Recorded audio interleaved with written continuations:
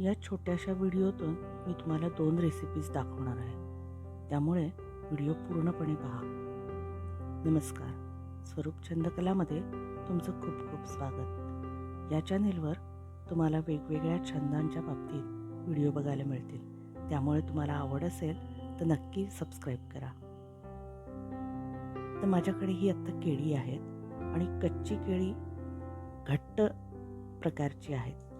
त्यामुळे मी याची अशा पद्धतीनं सालं काढून घेते आहे. आत्ता मी ही विळीवर सालं काढते. तुम्ही सोलणीनं सुद्धा काढू शकता.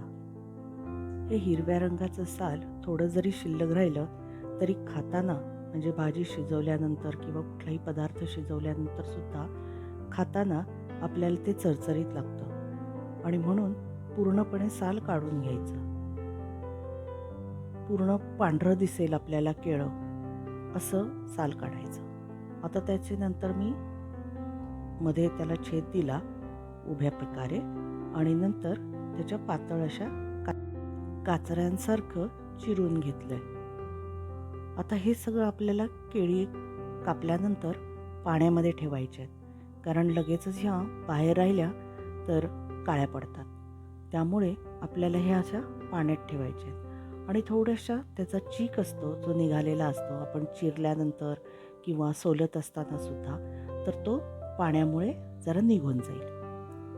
आता मी इथे नेहमीच्या शेंगदाणा तेल घेतलेलं आहे आणि त्याच्यामध्ये मोहरी, जिरं, हिंग आणि हळद असं फोडणीत घातलं. आता त्याच्यानंतर मोठ्या लांब चिरलेल्या मिरच्या घातल्या आणि कढीपत्ता घातला. छान फोडणी झाली तयार आणि त्याचा हिंगाचा वगैरे वास आला मस्तपैकी की नंतर याच्यावर त्या पाण्यातून काढून आपल्याला हे केळीचे तुकडे घालायचे. हे केळीचे तुकडे तुम्ही ह्याच्यापेक्षा अजून बारीक करू शकता.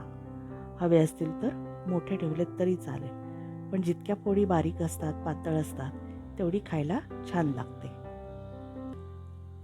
भाजी फोडणीला घातली की नंतर ती व्यवस्थित फोडणीमध्ये ढवळून घ्यायची.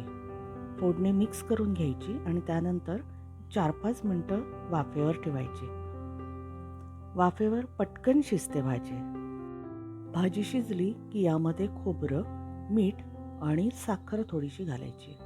साखर फक्त चवीपुरती आहे. साखर घातल्याने भाजी गोड होणार नाही. भाजी केल्यानंतर लगेचच ती संपणार असेल तर खोबरं घातल्यानंतर नाही वाफेवर ठेवली तरी चालेल, कारण खोबरं भाजीत आपण जेव्हा घालतो ते शिजवून नाही घेतलं तर कदाचित भाजी खराब होऊ शकते. उन्हाळ्याच्या दिवसांमध्ये तर हमखास खराब होऊ शकते. आपली भाजी तर तयार झालेली आहे. आता मी तुम्हाला ह्याची दुसरी रेसिपी दाखवणार आहे. काय झालं, मी कच्ची केळी सगळी आणली होती. त्याच्यातली जशी तर तुम्हाला भाजी दाखवली मी, तर ती केळी घट्ट होती आणि 2 केळी मात्र त्यातली अशी मऊ पडली. ही केळी कच्ची आहेत पण मऊ पडलेली केळी आहेत आणि म्हणून मी ती भाजीत घातली नाही. तर आता याची आपण दुसरी रेसिपी करूया. मऊ इतकी की आता दाबल्यानंतर सुद्धा हे मऊ आहे आणि याचं साल सहज निघतंय, इतकी मऊ पडली. पण ही पिकलेली नाही आहेत केळी, जरासे आंबट लागत आहेत आणि म्हणून याची आपल्याला दुसरी रेसिपी करायची आहे. ती पण खूप छान लागते. तर ही अशी सोलून घ्यायची आणि त्यानंतर तुम्ही सुरीनं किंवा विळीवर सुद्धा याचे तसेच बारीक पातळ काप करून घ्यायचे.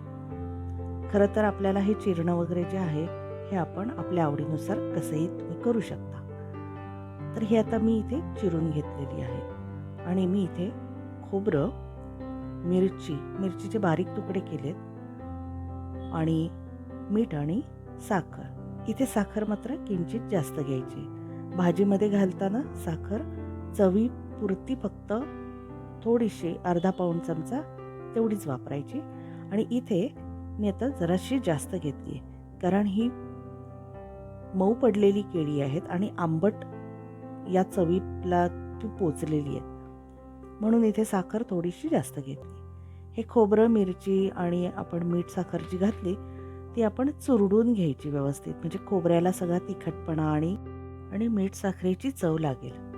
नंतर मग हे या केळीबरोबर आपण मिक्स करून घ्यायचं. इथे आपण हातानंच करायचं मात्र हे, कारण हे आपल्याला केळी आहेत ते आधीच मऊ पडलेली, ती आपल्याला चुरडायची वेगळी काही गरज नाही आहे. परंतु खोबरं जे आपण तिखट मीठ लावलेलं आहे ते खोबरं याच्यामध्ये मिक्स करायचं आहे आपल्याला. तर ते चमच्यानं न करता हातानं करायचं. बघा त्याची चव खूप वेगळी लागते. आता इथे आपली ही कोशिंबीर तयार झालेली आहे आणि याला चव थोडीशी आंबटसर आहे. पण ही आपण जेव्हा जेवायला वाढतो ना त्यावेळेला याच्याबरोबर तुम्ही जर दही घेतलं तर खूप सुंदर लागते. खाऊन बघा अशी, तुम्हालाही नक्की आवडेल.